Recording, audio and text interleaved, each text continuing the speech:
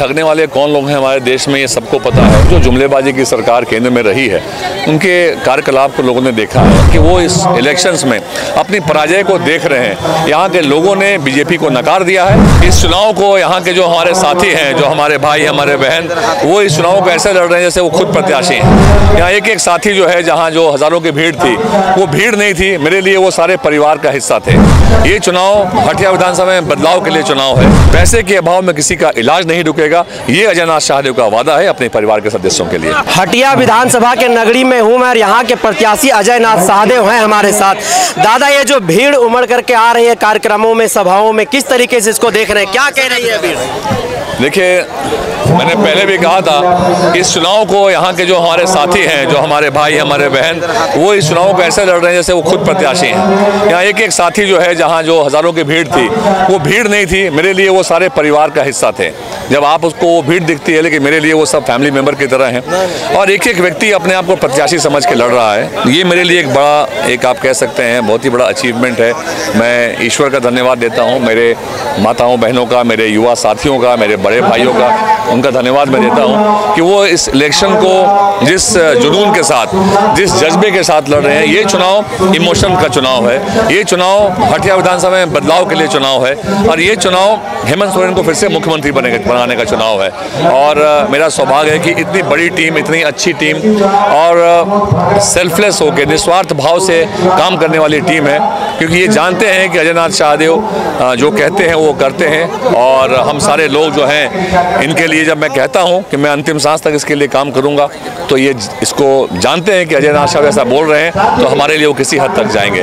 India गठबंधन ने दादा फिर से एक बार सरना धर्म कोड और 1932 के खतियान के आधार पर स्थानीय नीति का कहीं ना कहीं आलाप जो है वो आलाप दिया है। और जो कल 7 आप लोगों ने प्रतिज्ञा झारखंड वासियों से किया है, उसमें से ये 2 मुद्दे हैं वो बहुत ही प्राथमिकता के साथ उसमें कहीं ना कहीं देखा गया। लेकिन चर्चा का विषय यह बना हुआ है और भारतीय जनता पार्टी आरोप लगा रही है कि यह केवल ठगने वाली जो है कहीं ना कहीं प्रतिज्ञा इंडिया गठबंधन का। देखिए, ठगने वाले कौन लोग हैं हमारे देश में, ये सबको पता है। खुद उन्होंने कहा था कि ये जुमला था। तो जो जुमलेबाजी की सरकार केंद्र में रही है, उनके कार्यकलाप को लोगों ने देखा है। आज भी जन सरोकार के मुद्दे से उन्हें मतलब नहीं है, जनता क्या चाह रही है उससे मतलब नहीं है। वो आज भी यहाँ पे सिर्फ और सिर्फ भड़काऊ बातें कह रहे हैं। अगर उन्हें विश्वास अपने केंद्र सरकार की योजनाओं पे होता, उन्हें अगर उनके पिछले कार्यकाल में अच्छा काम हुआ होता, तो शायद वो उस पर वो लोगों के बीच जाते हैं। लेकिन वो लोगों के बीच जा रहे हैं भड़काऊ बातों को लेके। इसका साफ मतलब है कि वो इस इलेक्शंस में अपनी पराजय को देख रहे हैं। यहाँ के लोगों ने बीजेपी को नकार दिया है और आने वाले 23 तारीख को आपको ये देखने को मिलेगा। तो क्या इंडिया गठबंधन की सरकार बनेगी तो इस बार 1932 के खतियान के आधार पर स्थानीय नीति लागू होगा झारखंड में? देखिए, स्थानीय नीति जो है, आपको पता है कि यहाँ की सरकार जो है, हेमंत सोरेन की सरकार, इंडिया गठबंधन की सरकार हमेशा ही स्थानीय नीति के पक्ष में रही है और उसको आगे लेना चाहती है। और इसका ये मतलब कहीं नहीं रहा है कि लोग यहाँ पे जो बाहर से आके बसे हुए लोग हैं, उनके विरोध की बात नहीं है। इसमें जो लोग यहाँ झारखंड में रहते हैं, जो अनडिवाइडेड बिहार था, उस समय के लोग भी इस बातों का समर्थन देते हैं कि यहाँ के जो स्थानीय लोग अपना अधिकार मांग रहे हैं वो मिलना चाहिए। लेकिन इसमें मुझे लगता है कहीं कोई रुकावट नहीं होनी चाहिए, ये जरूर होगा।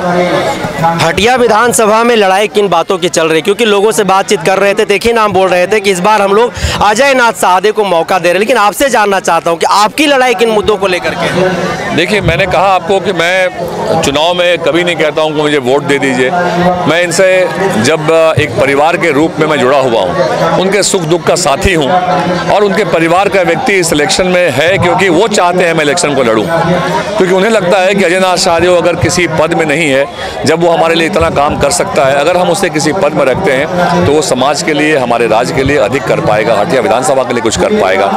तो ये चुनाव के जो मुद्दे हैं वो काफ़ी क्लियर हैं। मैं जब कहता हूँ कि हटिया विधानसभा के लोग किसी जाति, किसी समुदाय के लोग हैं, किसी वर्ग के लोग हैं, चाहे वहाँ के किसान हों, यहाँ के मजदूर हों, यहाँ के व्यापारी हों, HEC के मजदूर कर्मी हों, विस्थापित हों, युवा हों, महिलाएं हों, ये सारे लोग मेरे परिवार का हिस्सा हैं और मैं इनके लिए काम करना चाहता हूं समर्पण की भावना के साथ, ईमानदारी के साथ। और मैंने देखा है कि शिक्षा के क्षेत्र में हमें काफ़ी काम करने की ज़रूरत है क्योंकि कहीं ना कहीं हमें यहाँ के लोगों को अगर आगे बढ़ाना है तो उन्हें हमें शिक्षा के क्षेत्र में और मजबूती देनी पड़ेगी। जो गवर्नमेंट स्कूल्स हैं उस पर हटिया विधानसभा में, पूरे राज्य की बात नहीं करता हूँ, लेकिन अपने विधानसभा क्षेत्र के जो सरकारी स्कूल्स हैं उनमें मैं विशेष फोकस करूँगा। क्योंकि आपने देखा होगा कि जो विधायक होता है अपने क्षेत्र के स्कूलों का अध्यक्ष भी होता है, प्रधान अध्यक्ष वो होते हैं। मैं उस पर काम करना चाहता हूँ ताकि जो प्राइवेट स्कूल्स के बराबरी में हम लोग उसको ला सकें।